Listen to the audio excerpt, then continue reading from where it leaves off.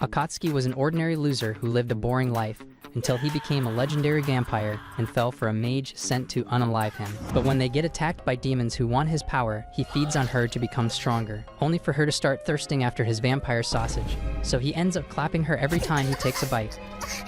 Before this, Akatsuki was shocked when he found out the assassin mage named Yukina was moving into the same building he lived in. Despite knowing she was sent to take him out, he still treated her like she was some random chick. Later at school, Akatsuki meets his hot English teacher, Natsuki, who is one of the few people who knows he's a blood-sucking degenerate idiot. She questions him about a demon attack from yesterday, but seeing how clueless he looks, she walks away, telling him to be careful about revealing his identity. On her way out, Akatsuki asks about the Lion King organization, and it throws her off guard immediately. She tells him the group is his enemy and he should stay away from them, but it's already too late since one is already living right next to his apartment. Later that afternoon, Akatsuki joins Yukina to shop for supplies, but on the way back, he doesn't notice when Asaji, a hot chick from school, spots him with Yukina. When he gets to his building, his sister, Nagisa, arrives and gets excited to see Yukina, since they're classmates and will now be neighbors. She then invites Yukina for dinner, and though Yukina is hesitant at first, she agrees after Akatsuki persuades her. Later on, Yukina sees an old picture of Akatsuki and asks if he's still on a basketball team. Akatsuki tells her he quit because he got too proud. He goes on about how he wanted to change the world when he first got his powers, but quit because he realized he couldn't do something like that on a whim.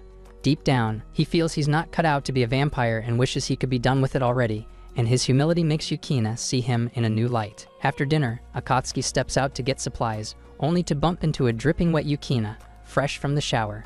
Ignoring his urges, she insists on watching him, so she follows him wherever he goes. On the way, Natsuki spots them, but they run off when she gets distracted by an explosion nearby. As they approach the site, Akatsuki sees two familiars fighting, but Yukina stops him from charging ahead because he might get in trouble if he makes the wrong move. She goes instead and witnesses a vampire being almost defeated by a deacon named Eustache. Though Yukina tells Eustache to stop, he ignores her and tries to unalive the vampire, forcing her to interfere. But as they fight, Eustache notices that she's fast and strong, so he summons Astarte, a homunculus, to finish her off. Since Astarte uses a familiar, Yukina struggles to parry her attacks and begins to wonder if Akatsuki will miss her if she dies. However, before she can get smashed to bits, Akatsuki shows up and counters Astarte's attack. Pissed, he demands Eustache leave the island, but he refuses and sends Astarte after him. This time, Akatsuki fails to block her strike, gets punched into the sky, and loses control of his powers.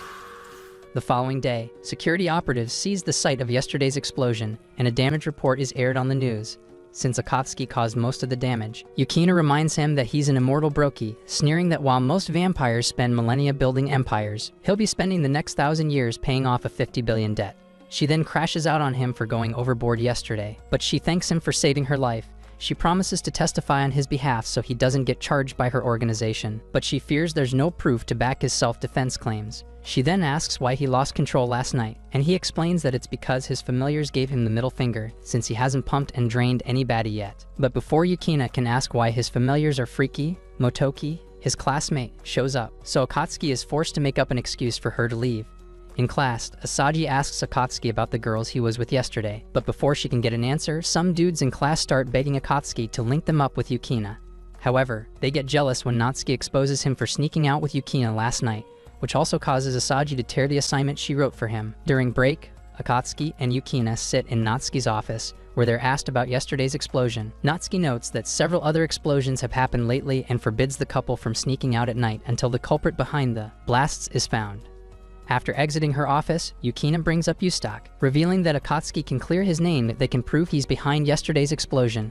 While they eat, she pulls up a document listing all the church facilities tied to Eustache, but as Akatsuki goes through it, he figures it's too obvious for Eustache to be hiding in any of those places. But when Yukina suggests checking all businesses tied to Eustache's church, Akatsuki storms off to meet Asaji for help, since she works at Keystone Gate, the island's management center. At first, Asaji refuses to help, thinking Yukina sent him, but she agrees after Akatsuki fumbles a convincing lie. While going through the data, Asaji notes a company that looks odd, so she relays the info to Akatsuki. Later that day, Akatsuki arrives at the place with Yukina, and it turns out to be an abandoned facility used to test drugs on homunculi. Inside, Yukina stops Akatsuki from joining her, saying he's useless in combat because the last time he fought, he lost to the floor. However, he insists he's worried about her, so she scoffs and lets him come, but under the condition that he'll dip when it's time to fight. A while later, they arrive at a room, and Akatsuki grows pissed when he finds himself surrounded by experimented homunculi in pods. Immediately, Astarte shows up and tells him to get off the island, explaining that it's bound to sink. When he asks why, Eustache tells him he's after the island's cornerstone and now has the power to take it. After hearing this, Akatsuki calls him out on planting a familiar in Astarte, but Eustache doesn't care because Astarte is bound to die regardless. Triggered, Yukina calls him out for using Astarte like a tool, but Eustache reveals that she was bought and trained as a tool by the organization she works for. Hearing this pushes Akatsuki to his limits, so he activates his powers and prepares to fight. However, one punch from Astarte takes him out, leaving Yukina to get countered and thrown to the ground. Without mercy, Eustache doubles down to finish her off, but Akatsuki takes her place instead and loses his head, leaving her completely shocked. Later that afternoon, Eustache breaks into Keystone Gate with Astarte's help, leaving behind a trail of dead soldiers. In the meantime, Akatsuki regains consciousness, and Yukina crashes out on him for dying like that without telling her he's immortal. Seeing how worried she is, Akatsuki decides to sweet-talk her, so he pretends to slip and fall just to end up on top of her. Though Yukina sees through his tricks, she struggles to resist when he whispers about how nice she smells and how soft her skin is. He keeps sweet-talking her, trying to make her not feel bad about her origins and convince her that she's not just a tool. But everything he says goes out the other ear because Yukina can't handle the culture rising within her. When Akatsuki finally releases her, she realizes she'll be on a 9-month vacation if she's alone with him again. But before she can imagine jumping on his sausage, the building starts vibrating and Akatsuki is left shocked since there's never been an earthquake on the island. When he checks the news, he figures out that Asaji is in trouble, so he calls her to see if she's okay. On the call, Asaji tells him about the break-in, explaining that Eustache is headed for the top floor, which contains a special relic.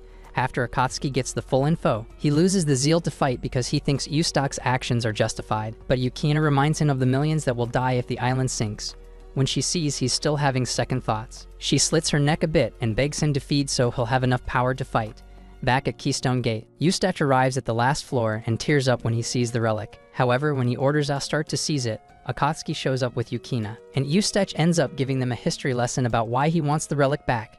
Before now, the island was built by an excellent architect, but since he had issues supporting the island, he soiled his hands by stealing an important relic from Eustache's church. Eustache wants the relic back, and since he doesn't care about collateral damage, Akatsuki aims to stop him. As he charges in, Yukina joins and tells him they're going to fight together, so she goes after Astarte while he takes on Eustache. After narrowly dodging a straight hit from Akatsuki, Eustache starts taking him seriously, but he almost wets himself when Akatsuki strikes him with a familiar. Thanks to Astarte, he gets to live again, but she takes the heat when Akatsuki and Yukina land coordinated attacks on her. In the end, Yukina's weapon is destroyed, and Astarte passes out, leaving Eustache with nowhere else to run. As a result, he gets turned into a punching bag and starts regretting why he chose to be religious on a Monday. After he passes out, Akatsuki bites Yukina, and then proceeds to bite Astarte to extend her life. Pissed, Yukina crashes out on him for using her as an appetizer and spends the rest of the evening beating him up. The next day, she prepares to leave town because she's violated several directives from her superiors and broken her weapon too. Though she acts tough to put up a front, deep down, she hates that she's leaving. But her mood shifts when the Lion King organization sends back her already repaired weapon, because it means she gets to stay and keep watching Akatsuki. A few days later, a demon on the run tries to set off a bomb in the city before escaping the island. But Natsuki hacks into the detonator with her magic, and Natsuki calls him a fossil for relying on a detonator that should have died out with the Stone Age. Pissed off, he charges at her with a flurry of attacks, only to end up clapped and bound in chains. The next morning, Akatsuki sees breakfast on the table and heads off to ask his sister if their mom is back. However, he barges into Nagisa's room without knocking and gets kicked in the face after seeing Yukina only in her plot armor. On the way to school, Yukina blames herself for getting peeked on because she should have anticipated having a thirsty vampire in the house. At school, Motoki sets Akatsuki up with Asaji to play as a couple in an upcoming badminton tournament. Asaji turns red when she finds out, but Akatsuki plays it cool since he doesn't care what game he has to play. Elsewhere, Natsuki enters a lab with some security operatives and orders them to search the area. She tells the scientist there that his experiments violate protocol, but as he insists, there's a mistake. She questions him about a certain terrorist named Christophe Gardos. From his reaction, she orders his arrest. Rather than surrender, the scientist assumes his demon form and tries to fight his way out, but Natsuki knocks him down with a single attack. She then leaves him for Astarte, who uses her familiar to punch him back to his human form. After his arrest, Natsuki goes through his documents and finds a strange article written in an ancient language. She asks Astarte to trace the original, but realizes she's already too late since it's been removed from the lab. Back at school, Asaji is given a sports uniform for the upcoming tournament, but she feels skeptical about wearing it since the skirt is too short. When she finally tries it on, she realizes she's hot and starts testing out positions she'll use to seduce Akatsuki. Later on, Akatsuki shows up at the sports arena and leaves for a walk when he doesn't see Asaji there. On the way, he gets attacked and barely manages to dodge a set of mana-infused arrows. As he recovers, he's ambushed by two monsters, and just as he's wondering if he should use a familiar in school, Yukina shows up and saves him. After the fight, he realizes Yukina has been watching him with her Shikigami, and he wonders if she's seen what he's packing. But he gets serious when he notices the monsters were actually messengers, because he finds a letter addressed to him on the floor. Yukina is shocked when she sees the seal on the letter, but before she can explain, Asaji shows up and leaves, thinking she's interrupting something between them. Later, Yukina tells Akatsuki that the letter is an invitation from Lord Vatler, who serves under the first progenitor. She asks him what he'll do about it, and he decides he'll attend the event, but says he must have a partner first. As he wonders who to pick, Yukina suggests herself since she'll get to watch him. But when the issue of what to wear comes up, she's shocked to find that her organization has already sent her a dress for Lord Vatler's party. That evening, they both arrive at the venue, and Akatsuki is stunned by Yukina's dress, especially because it allows for easy access. But he almost loses his head when Yukina catches up with what he'd like to access. He helps fix her hairpin, and that's when Yukina mentions a friend who gave it to her, without noticing that said friend is tailing her.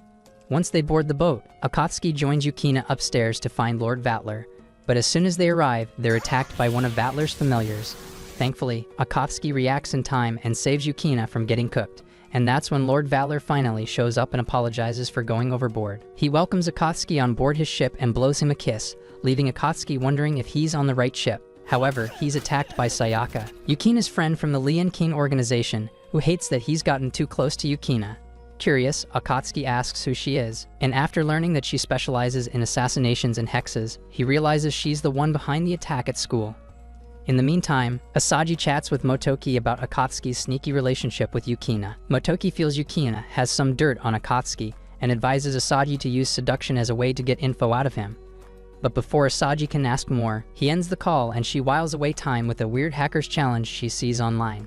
Back at sea, Lord Vatler tells Akatsuki he was in love with Aurora, the previous fourth progenitor, and he'd like to extend that love to him, since he carries her blood. As he leans in closer, Akatsuki pulls away, scared that he might get pregnant. Yukina gets curious and asks why he showed up on the island, so he starts talking about Christophe Gardos. He explains that Gardos leads a radical group of terrorists responsible for countless casualties around the world and confirms that he's on the island. Shocked, Akatsuki asks why Gardos came, and Sayaka explains that he wants the peace treaty revoked. Though Vatler claims he didn't come to assassinate Gardos, he says he might be forced to retaliate if Gardos attacks him. However, Yukina tells him it won't be necessary because she's prepared to take Gardos out herself. Meanwhile, Asaji finishes the hacker's challenge but notices a strange term on her screen. She gets distracted when Motoki texts her tips on how to seduce Akatsuki. The next morning, she shows up at his place and tries a seduction attempt to wake him up. Akatsuki pushes her off but ends up on top of her when they fall to the floor, and that's exactly when Yukina shows up with Nagisa. Yukina sees them, then turns and leaves, making Asaji wonder if she's jealous, so she presses Akatsuki to tell her what's going on. From his reaction, she realizes he's hiding something. Meanwhile, Sayaka, watching from afar, grows pissed, thinking Akatsuki is the type that defiles anything in a skirt. At school, Akatsuki joins Yukina to meet Natsuki and ask about Gardos, but they're shocked to find a start in a maid outfit. Natsuki explains that she's serving a 3-year probation for her crimes, but firmly warns there's no need to ask about Gardos because the ancient weapon his crew is after isn't usable. She calls the weapon the Nalakavera and explains that it has destroyed countless civilizations in the past. Though she knows the weapon has been stolen, she isn't bothered, since even the strongest magical organizations have failed to analyze it. Before leaving, she warns Akatsuki about Vatler, reminding him that he has devoured high-ranking vampires before. Later on, Akatsuki meets Asaji and begs her to look into the Nalakavera thingy, so she agrees and leads him to the student council office. All the while, Motoki trails them using his powers, but they're forced to hide when a teacher enters the room. As a result, Asaji ends up too close to Akatsuki, causing all the blood in his brain to skip his sausage and leak out his nose. After the teacher leaves, he steps outside to catch his breath, but gets attacked by Sayaka, who's jealous of his relationship with Yukina. As they fight, she manages to land a clean slice on Akatsuki's body, causing him to lose control of his powers again. Meanwhile, a group of armed men shows up at school, and their target is Asaji. As Akatsuki struggles to keep his powers in check, Asaji shows up and ends up getting blasted into a wall. Before things can get worse, Yukina arrives and uses her weapon to negate Akatsuki's powers. She then asks what he was doing with Sayaka, but the moment gets brushed aside when Nagisa shows up and sees Asaji lying on the floor. Minutes later, Asaji is taken to the infirmary, where Astarte looks after her and reports that she'll be fine. When Asaji wakes up, she asks why Sayaka attacked Akatsuki, so Yukina explains it was because Sayaka was jealous. Hearing this pushes Asaji to ask Yukina about her relationship with Akatsuki, and Yukina suddenly goes speechless. On the rooftop, Sayaka sits with Akatsuki, uncomfortable and thinking she might get pregnant just by breathing the same air as him. When Akatsuki tries to defend himself, she yells at him for feeding on Yukina, but instead of arguing, he apologizes for always dragging Yukina into his mess. He calls Yukina a nice person and starts showering her with compliments, which makes Sayaka feel the need to compete.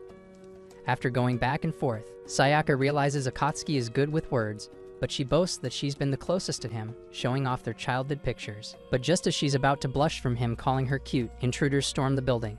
Meanwhile, Astarte warns Nagisa and the others, but they're quickly cornered. Terrified by the demons, Nagisa freaks out until Yukina knocks her out to stop her from getting shot. That's when Gardos shows up and reveals he's after Asaji. As Astarte tries to intervene, she's shot in the head, and Akatsuki rushes over too late. At the same time, Motoki sees Gardos abducting Asaji and the other girls, so he takes a drug to amplify his powers and chases after them to find out where Gardos is headed. When Gardos switches to a chopper, Motoki swallows all his pills to push his powers to the max, but Vatler suddenly shows up and takes him out before he can reach Gardos. Minutes later, Asaji wonders where she is, and Yukina assures her they haven't traveled far.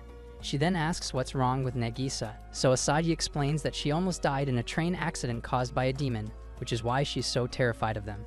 Not long after, Gardos appears and reveals how popular Asaji is because of her hacking skills. He hands her a manual for a supercomputer and orders her to figure out the control commands for the Nalakuvera. That's when she realizes he was the one who sent her the puzzle yesterday. Gardos admits it, saying she was the only hacker capable of solving it. He then reveals that he plans to use the Nalakuvera to unalive the first progenitor, and gives her a short time to analyze the weapons system. Meanwhile, Akatsuki and Sayaka head toward Gardos' location, but run into Vatler and Natsuki. Everyone except Vatler is shocked to find that the Nalakuvera is already active. Yukina pieces things together and demands to know why Vatler helped Gardos. To her surprise, Gardos admits Vatler is just bored and finds a weapon that can rival an immortal entertaining. Before leaving, Gardos tells Asaji to hurry up and decode the manual. After he's gone, a spirit suddenly possesses Nagisa, telling her that Akatsuki will buy her time to crack the puzzle. Back outside, Vatler is thrilled by the sight of the Nalakuvera, while Akatsuki gets annoyed at how much he's enjoying it. Vatler casually tosses Motoki over to Akatsuki before leaping off to face the weapon himself. Just then, Akatsuki gets a call from Yukina, who shares her plan to destroy the Nalakuvera. After the call, Akatsuki yells at Vatler to refrain from fighting and offers to fight in his stead. Vatler agrees, but not before blowing up the road that connects to the war zone. Akatsuki charges at the Nalakuvera, but the weapon counters with a barrage of energy blasts that send him crashing to the ground. Before it can finish him off, Sayaka steps in and blocks the strike, then unleashes a flurry of attacks that nearly destroy the weapon, but a force field stops the last blow. The Nalakuvera grows more aggressive, forcing her to retreat with Akatsuki. When it takes flight, Akatsuki summons a familiar and shoots it down, but the impact pulls both him and Sayaka into the underground levels of a building. There, they search for a way out as water seeps through the walls, while the Nalakuvera restores its body and rises again. Elsewhere, Asaji continues the task Gardos assigned her. Yukina slips out of captivity, but discovers a chamber filled with more Nalakuveras. Gardos appears, revealing his plan to destroy the first progenitor's dominion. He then assumes his demon form and attacks Yukina, making sure to use his magical barrier to evade her blows.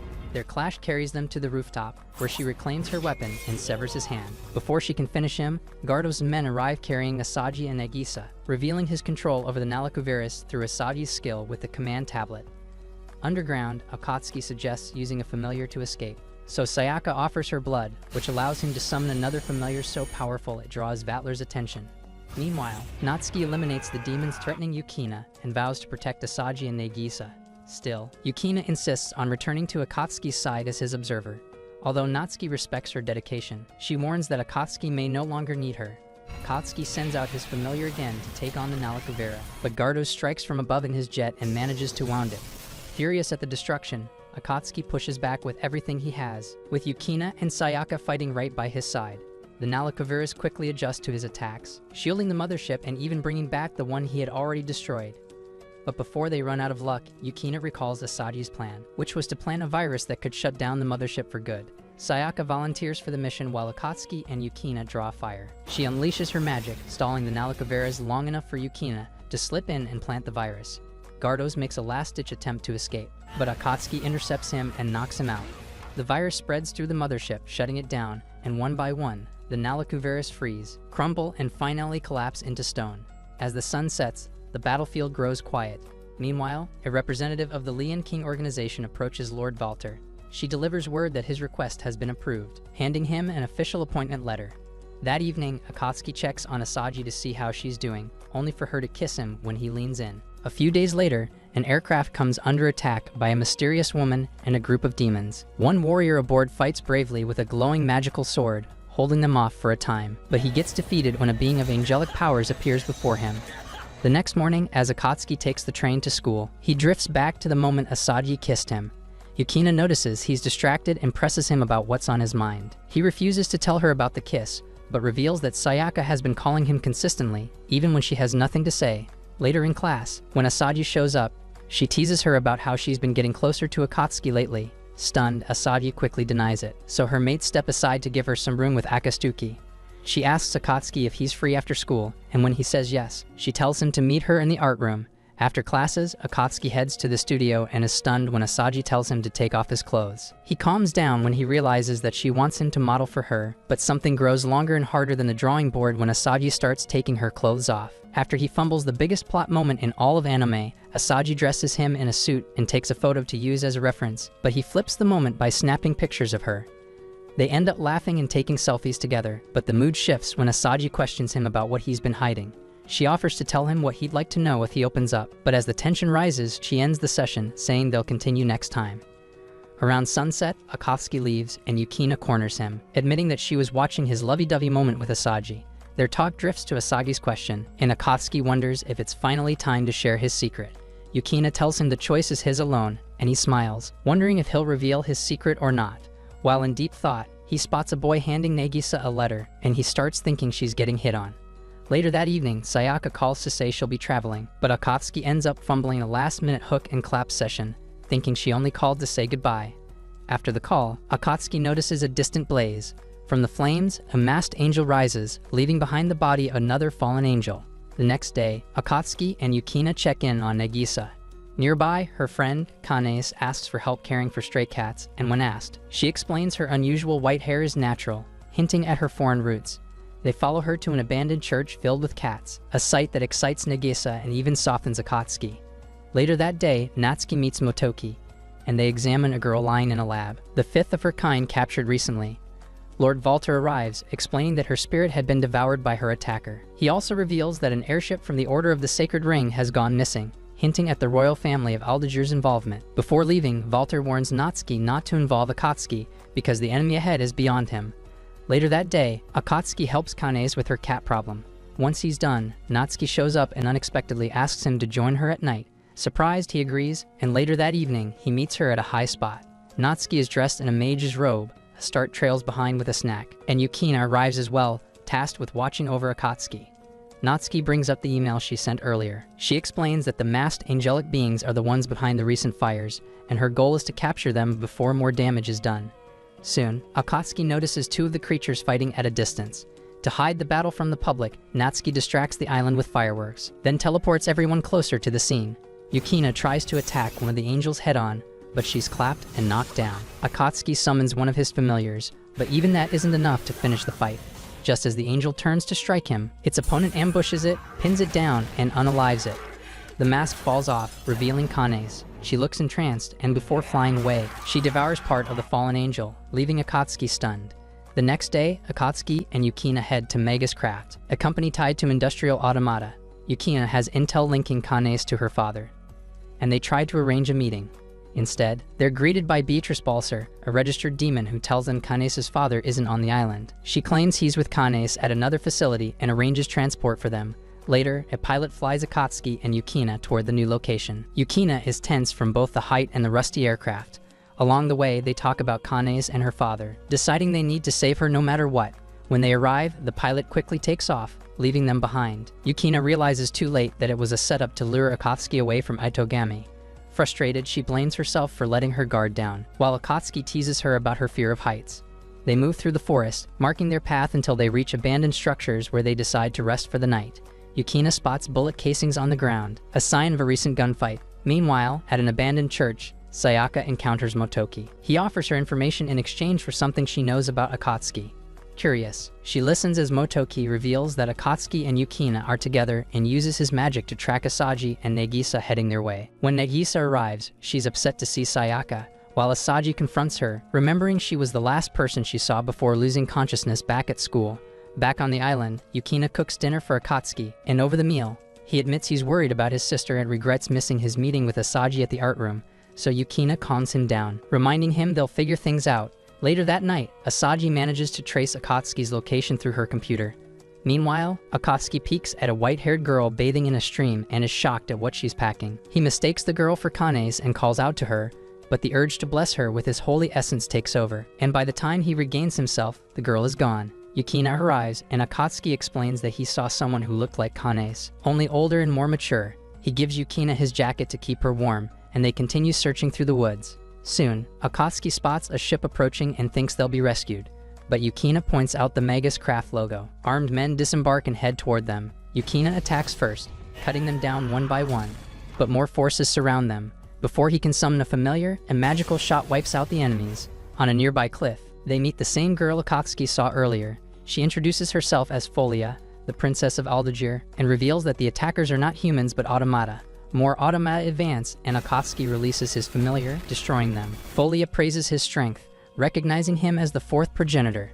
Elsewhere, Kanesa's father, Kensei, travels with Beatrice. Kensei upgrades Kanesa's body for battle while Beatrice explains her plan to use Kanese against Akatsuki as a test of her power. Back on the island, Folia reveals that Magus Craft attacked her because of her royal blood, which they wanted to exploit. Akatsuki questions why she looks like Kanese, and Folia reveals that Kensei is her grandfather. Years ago, he cheated with a Japanese hottie, which led to Kanesa's birth. That makes Kanese technically Folia's aunt, though Folia says she has no claim to the throne. Akatsuki then mentions Kanesa's monstrous form, and Folia explains it was the result of an experiment called Angel Fox, an artificial angel created by forcing humans through spiritual evolution. At dawn, another ship approaches. Akatsuki prepares to attack, but Yukina stops him when a white flag is raised. Kensei steps out with Beatrice and another ally. He greets Folia warmly, saying it has been 7 years since he last saw her. He then declares his goal of creating a being closer to the Supreme One, and Yukina condemns him for turning Kanese into a monster. Beatrice confirms the experiments and demands Folia surrender. To pressure her, she reveals Kanese, now modified and weaponized. Kensei activates Kanese, and she rises, her body radiating unstable power. Yukina tries to attack, but her strike bounces off Kanese's barrier. Beatrice blocks Yukina, forcing her into a duel. Meanwhile, Kanese launches magical blasts at Akatsuki. He counters with a familiar, but since her powers are overwhelming, his attacks fail. She fires again, and this time her magic tears through his lower abdomen, knocking him down. Kanese loses control, her powers spiraling beyond restraint. Beatrice retreats as Yukina rushes to Akatsuki's side, horrified by his condition. Elsewhere, Sayaka eliminates automata aboard a ship before Natsuki arrives with information about Folia's location. Sayaka proposes they head to the island. Meanwhile, Kanese is encased in a massive icy structure, her unstable power sealed away for the moment. Back at Folia's side, Yukina casts a barrier to hold back Kanese's powers. Akatsuki lies unconscious in her arms, his wounds mostly healed except for the core injury where a blade is still lodged. Since he can't heal himself, Folia suggests awakening a familiar inside him strong enough to counter an Angel Fox. Her method doesn't sit right with Yukina, so she offers herself instead. She feeds Akatsuki her blood, and his instincts take over. As he drinks, his wound begins to close and he wakes, only to find Yukina unconscious from blood loss. Realizing what she did for him, Akatsuki is relieved that she saved him once again. Folia then shifts focus to Kanese, still sealed in the icy tower. She offers her blood to Akatsuki, asking him to use her power to save Kanese. He resists, but she insists, and he eventually accepts. The feeding stirs his familiars and far away. Kensei is stunned to learn Akatsuki survived. Even so, Kensei is determined to push Kanese into battle to advance his twisted plans. Akatsuki, angered by how Kensei treats Kanese like a weapon, prepares to fight. Before long, Beatrice launches an attack and Yukina narrowly escapes, which frustrates Beatrice, who deploys 2 more Angel Fox against her. Kensei is taken aback since he only created 7. Realizing Beatrice has secretly made more, Akatsuki grows tired of their schemes and tells both Kensei and Beatrice to shut up before bracing for battle. The Angel Fog fires at him, but Yukina blocks the strike and joins his side. At that moment, Kanes breaks free of the icy tower, and the battle split with Yukina against Beatrice and Akatsuki against Kanes. Yukina quickly gains the upper hand, defeating Beatrice in their first clash. Another ally with her is shot down by Folia, who provides support with her magical gun. Yukina demands that Beatrice hand over the device controlling the Angel Fox, but she refuses and lashes out. Folia counters by summoning a special blade that cancels Beatrice's familiar, allowing Yukina to finish her with a decisive strike. With Beatrice defeated, Yukina secures the control device and the remaining Angel Fold go dormant. Meanwhile, Akatsuki summons 2 familiars to suppress Kanes's power.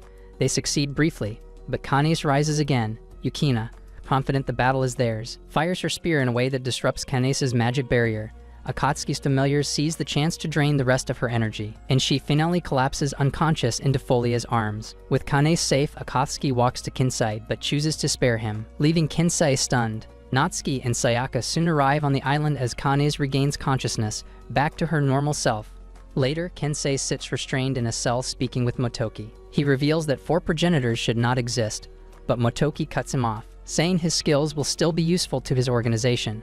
Before leaving, Folia kisses Akatsuki goodbye, leaving Sayaka and Yukina utterly shocked. Moments later, Asaji storms up, furious that Akatsuki stood her up. A few days later, Folia waits at the airport for her flight out of the island. She thanks Sayaka for helping with Kanes, but before boarding, she spots a poster for the upcoming Halloween Festa. Tempted to stay, she hesitates, but Sayaka drags her toward the plane, reminding her she's already delayed her departure twice. Just before they leave, the 2 are suddenly teleported away, finding themselves in front of the same Nalakuvirus Akatsuki once defeated. That morning, Akatsuki and Yukina ride a packed train to school. The crowd pushes them close together until Yukina notices a man harassing a little girl. Akatsuki rushes to stop him, but the train halts, and in the confusion, the culprit slips away. His movements draw suspicion, and Rose, Nagisa's homeroom teacher, mistakes him for the molester. At that moment, Natsuki appears in a student's uniform, revealing she was investigating the case herself. Before leaving with Rose, she reminds Akatsuki about the Halloween Festa. Later, Akatsuki lies in bed and thinks about what she said. Meanwhile, 2 witches, Octavia and Oni, appear at the coast, slaughtering soldiers with overwhelming magic. They've returned after 10 years away, and their conversation reveals they hold a grudge against Natsuki, the Witch of the Void. The next day, Akatsuki waits at the airport with Yukina, Nagisa, Kanes, Asaji, and Motoki. He tells them he's meeting an old friend, and Asaji is relieved when she assumes it's a guy. But when Yuma shows up, making a dramatic entrance, everyone is stunned to see a beautiful girl. Asaji's expression tightens, while Yukina and the rest are caught off guard. Introductions follow, and Nagisa leads the group to a restaurant. Over dinner, Yuma teases Akatsuki by threatening to spill stories from their childhood.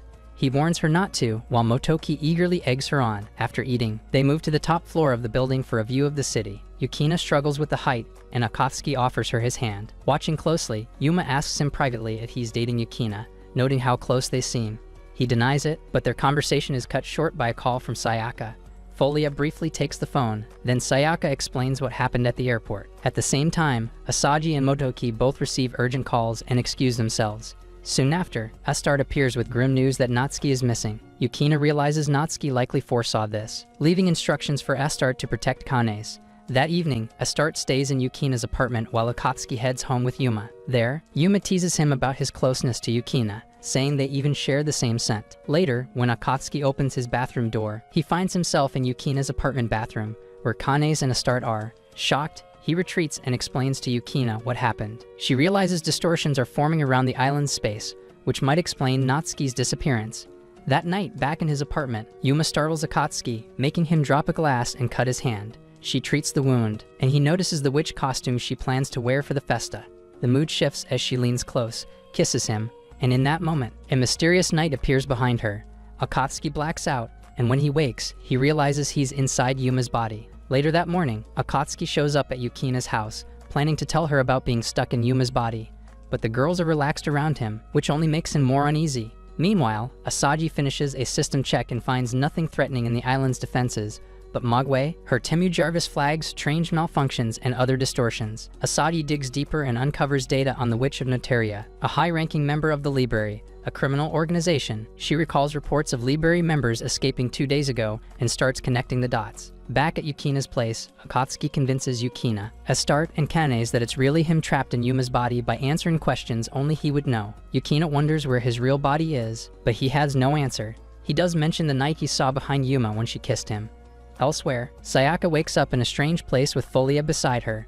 Folia explains they've been warped through random points in space before ending up here. Sayaka concludes that the distortions across the island must be deliberate. By midday, Yukina, Astarte, and Kanes join Akatsuki at his apartment and discover Yuma is gone. Akatsuki suspects she left willingly, but Yukina warns that Yuma may be after his body because he's the fourth progenitor. He denies it, thinking Yuma doesn't know his secret, but when they piece it together, he realizes she's a witch like Natsuki who can manipulate space and bodies. High above the city, Octavia and Oni sit on a skyscraper where the distortion spell spreads.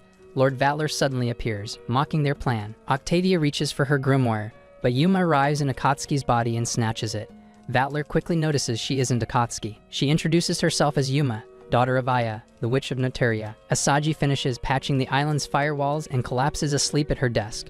At the same time, Akatsuki, Yukina, Astarte, and Kanes gather at a restaurant.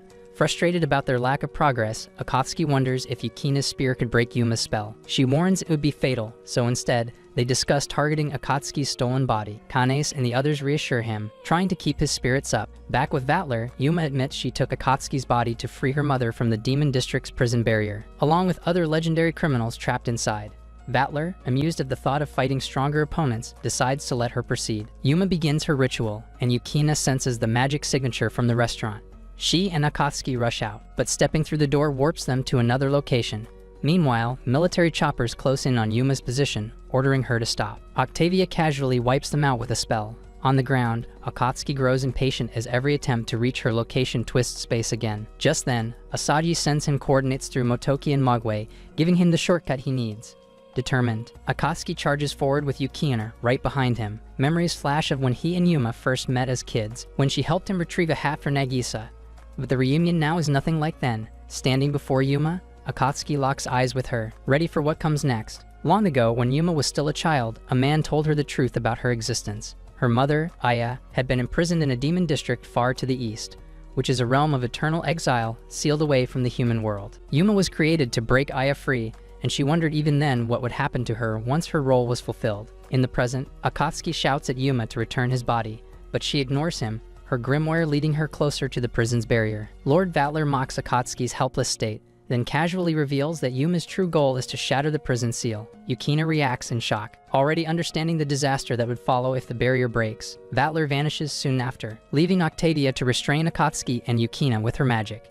It doesn't last long. Sayaka and Folia burst onto the rooftop, freeing them. Yuma's spell completes at that moment, causing the prison to partially materialize. Folia reveals she freed Kinsei from the prison temporarily to aid her, and with his help, opens a portal. She stays behind with Sayaka to fight Octavia and Oni, while urging Yukina and Akatsuki to chase Yuma. At the prison's passage, Yuma summons her knight, LeBleu. Akatsuki and Yukina arrive, and despite everything, Akatsuki still calls Yuma his friend. But Yuma reveals she was a test tube child who was groomed to be used as a tool.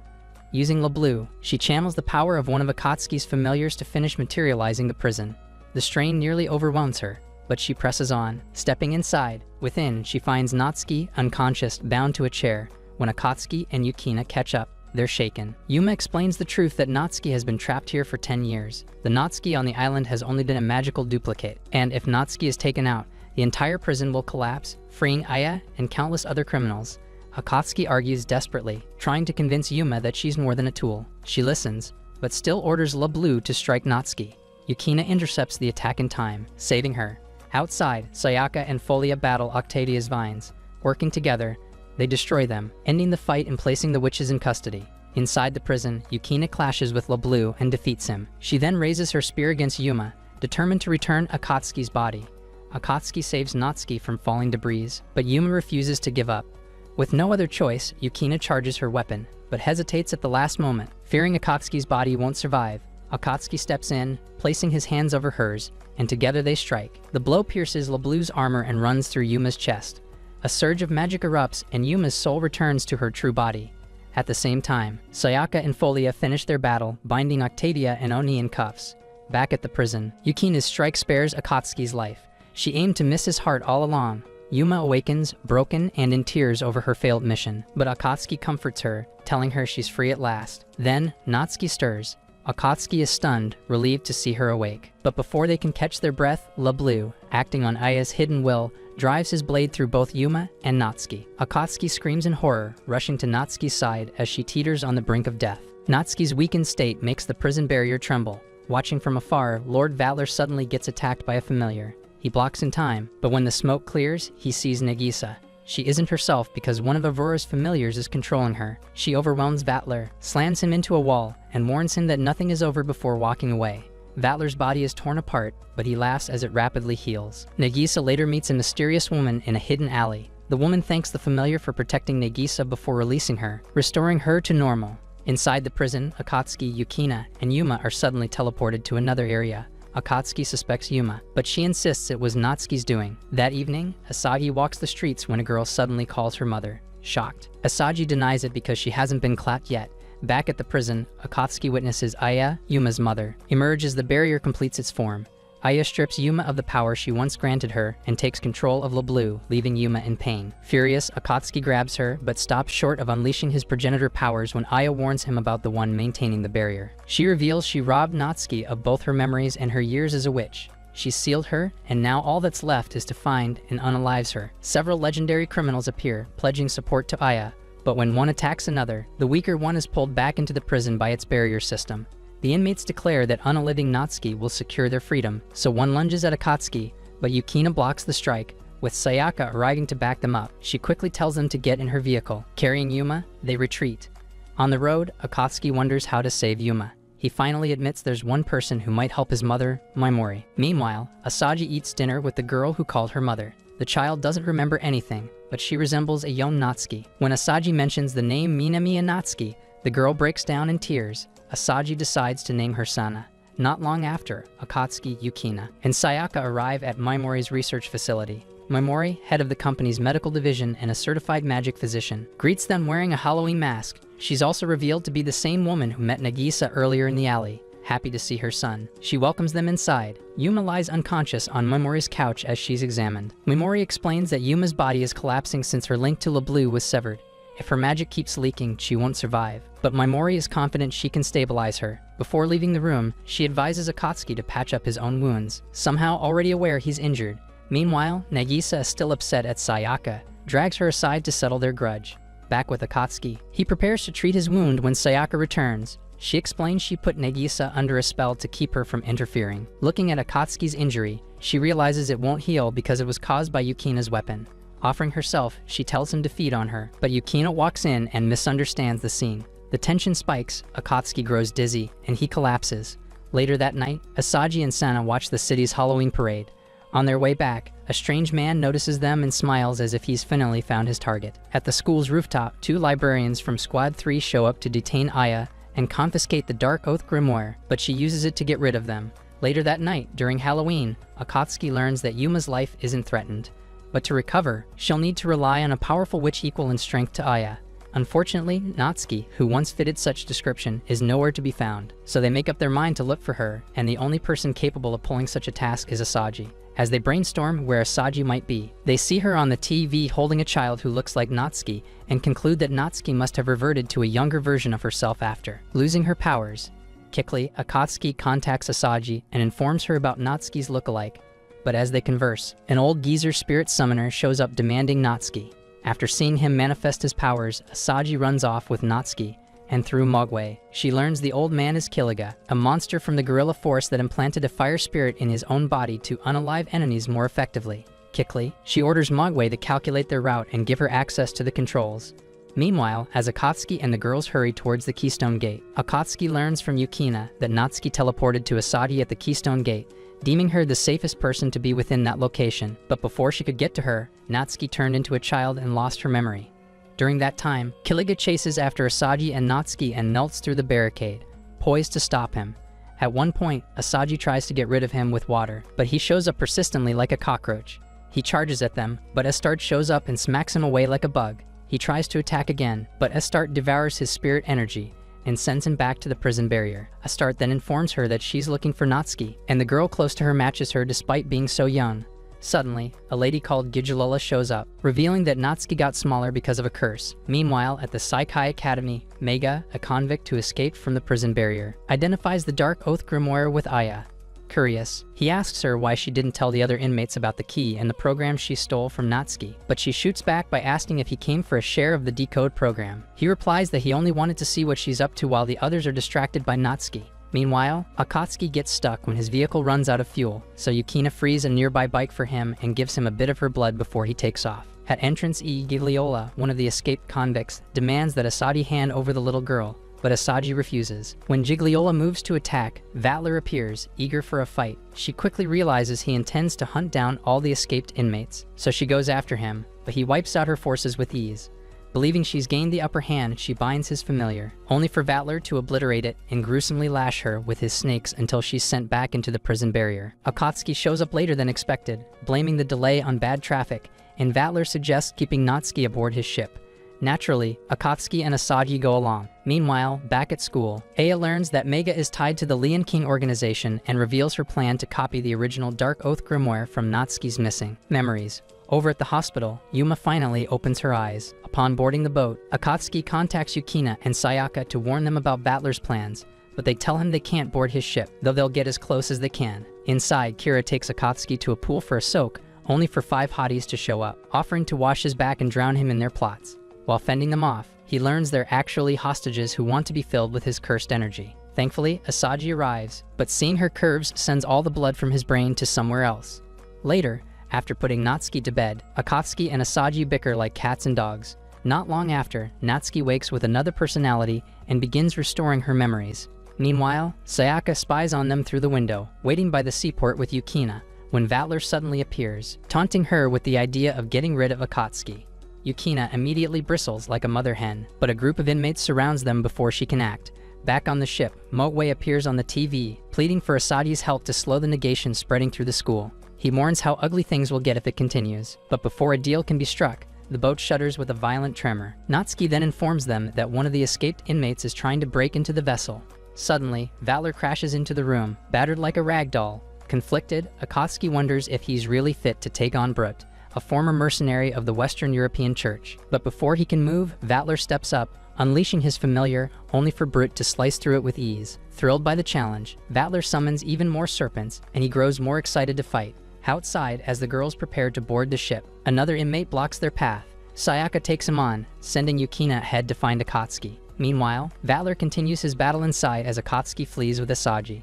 Just outside, they run into Yukina, who's somehow cosplaying as a nurse. Before Asaji can even question it, a tank nearly crushes them. But Didier, a girl from Asaji, arrives and blows it away with her own tank. She introduces herself, explaining that Mogwai sent her to pick up Asaji. The long battle finally reaches its end as Vatler overpowers Brut with one of his serpents. Asaji agrees to leave with Didier, but makes Akatsuki promise to take her out once all this chaos is over. Elsewhere, Sayaka struggles against her opponent, but after analyzing his ability, she fires a magic bullet that hits its mark, sending him back into the prison barrier.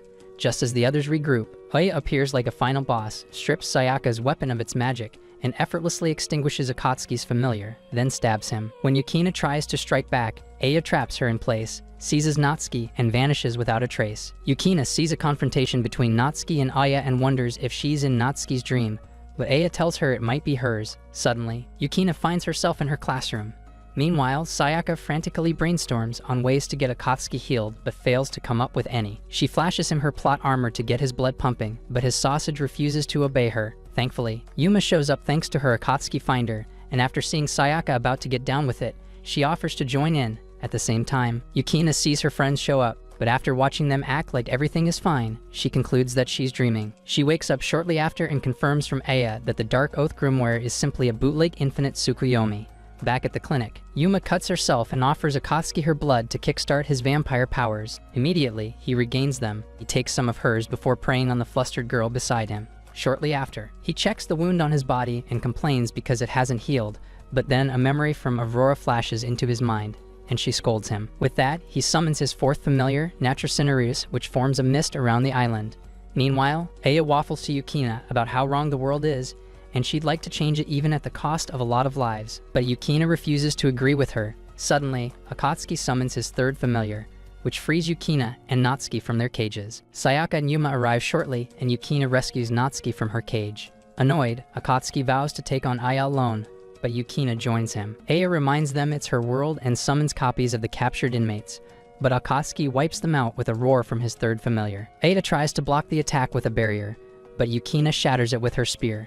She charges to finish Aya, but Aya captures her and attacks with her guardian. Natsuki's guardian steps in, protecting Yukina and allowing her to break free. At this point, Natsuki has recovered all her memories along with some of her magic thanks to Akatsuki's blood.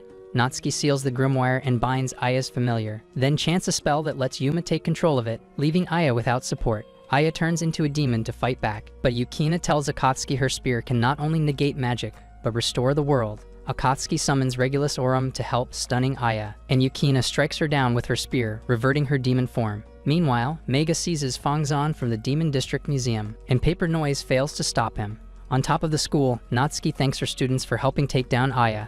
One day, a crazy-looking dude named Ko breaks into Kinsey's office, revealing he's one of his students under Nina Adelard. He morphs his hand into a weapon and attacks Kinsey, while declaring that he's come for the other half of his body. Meanwhile, Yukina gets a letter from a bird that broke through her barrier, and after reading it, she realizes that her higher-ups had decided to seal her spear's powers for 4 days. Later, Akatsuki ends up acting as a handbag for his sister, while she shops with Kanes and Yukina for their camp training. Yukina feels bad that she won't be able to watch over him, but he tells her to enjoy her time off. As he helps the girls, Ko shows up, asking if Kanes is Akatsuki's girlfriend. Introducing himself as the Seeker of Truth, Ko attacks Akatsuki while demanding Kanes. After sensing that Akatsuki isn't a regular human, he causes a commotion, but Yukina arrives and slices off his arm. Unfazed, Ko casually attaches a lamppost as a new arm and makes a dramatic exit.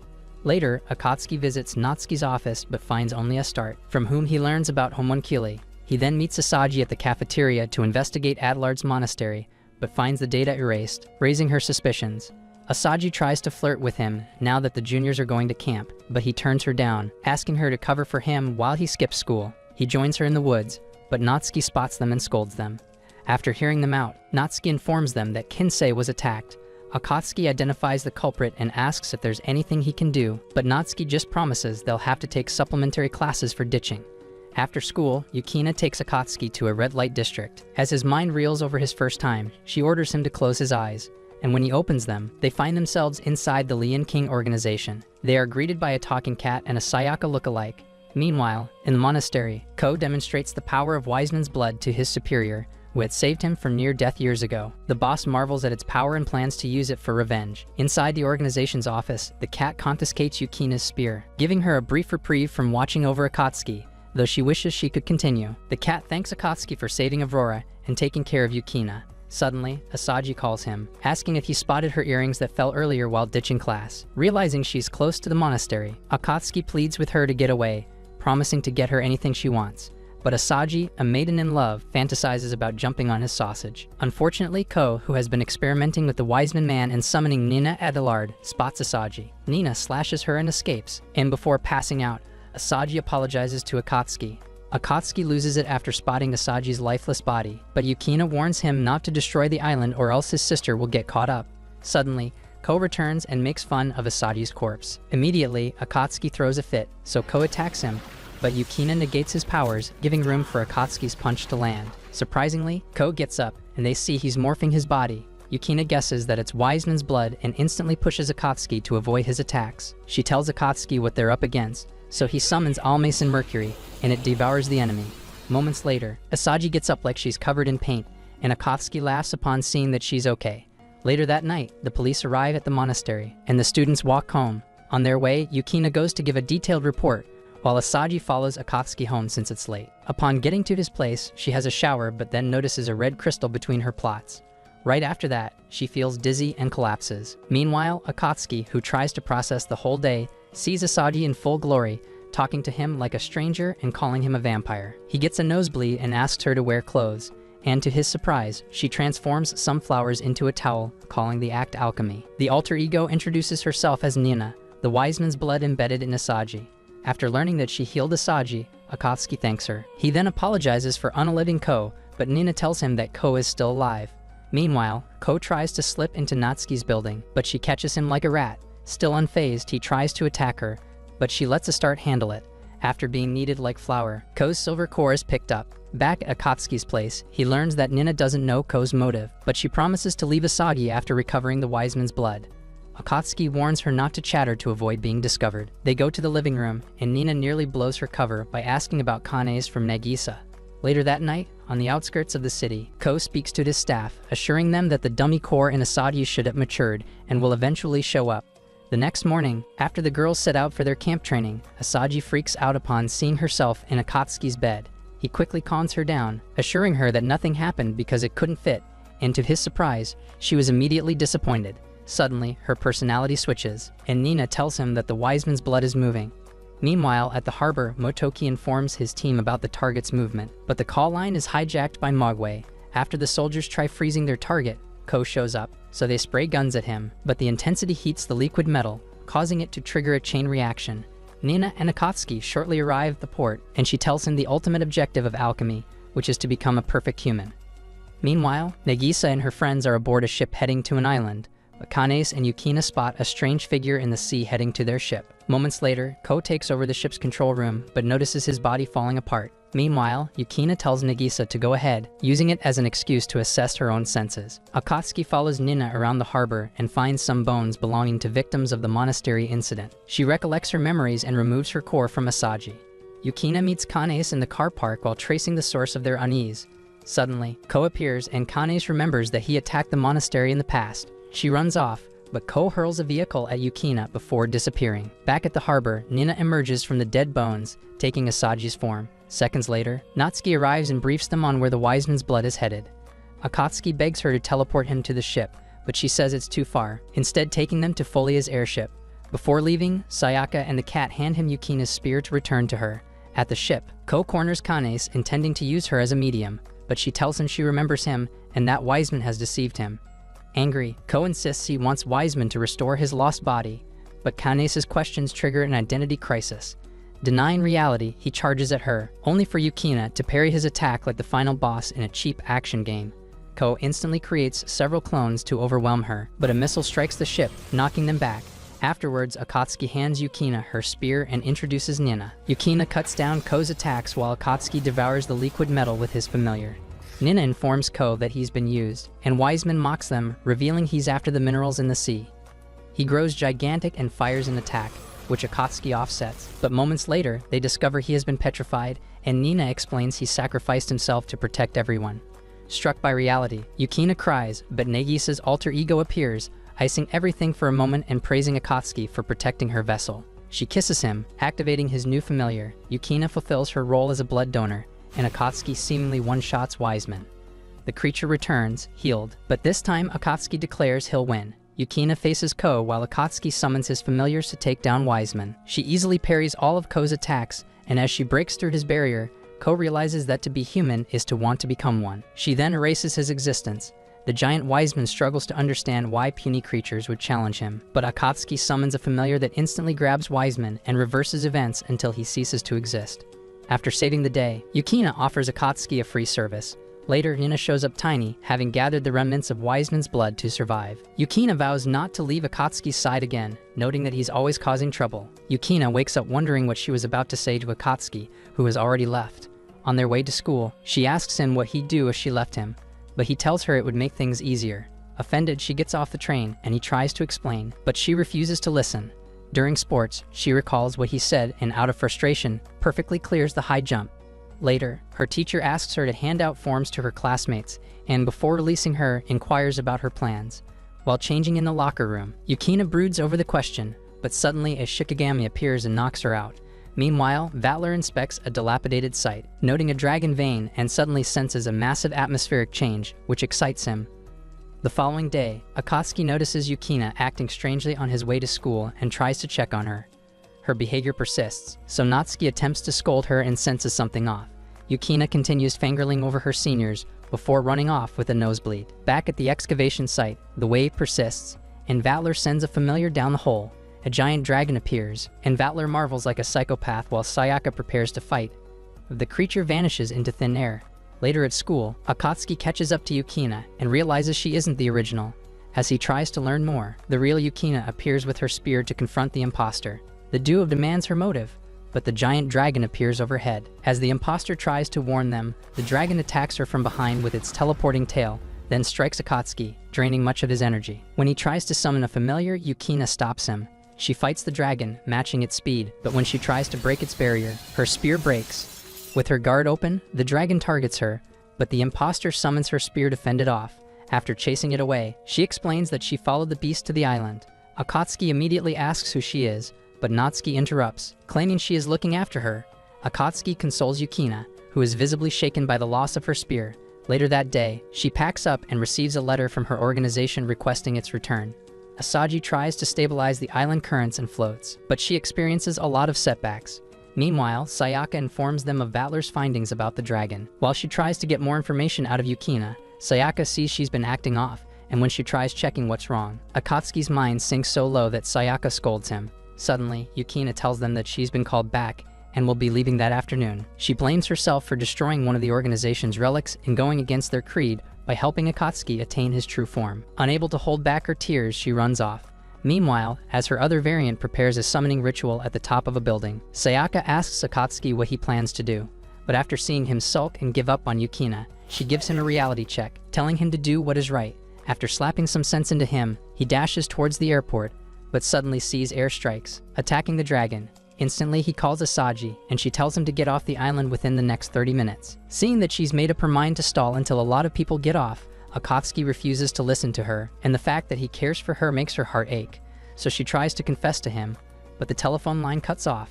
As for Yukina, she sulks at the airport, not knowing what to do, so her other variant talks some sense into her, telling her to act not out of position but for herself. Yukina makes up her mind to go back to Akatsuki, so her variant summons a weapon for her. In the middle of the city, Akatsuki summons his familiar and attacks the dragon, and despite the successful hit, it gets back up and fires a homing charge at him. Luckily, Astarte shows up and absorbs it while Natsuki fires a counterattack. Sayaka joins in and eradicates it with her arrow. Still, their victory doesn't last as the dragon respawns faster than you losers can crack a nut. Akatsuki tries to use his familiar again, but the dragon bites it, shocking him in the process. Vatler then shows up to take it on but tells him he cannot guarantee the island's safety. Yukina then stops him and faces the dragon with her new spear, and after defeating it, she lets Akatsuki suck her blood while the dragon respawns before going for their rematch. This time around, the Yukinas join their spears and death-blow the dragon, but they let Akatsuki add the cherry by electrocuting it. The final combos they perform eradicate it, hence saving their island. Shortly, Sayaka scolds Yukina for not completely reading the letter sent to her by the higher-ups.